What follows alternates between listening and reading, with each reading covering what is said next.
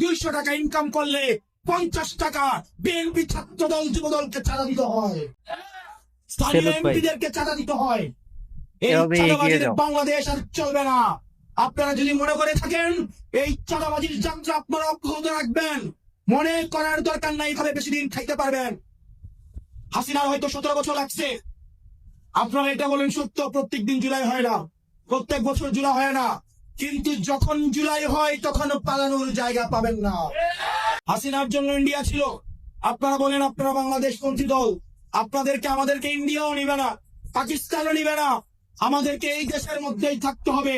এবং আমরা যদি জনগণের আকাঙ্ক্ষার বিরুদ্ধে যাই, জনগণ আমাদের রাষ্ট্রের মধ্যে আমাদের বিচার করবে।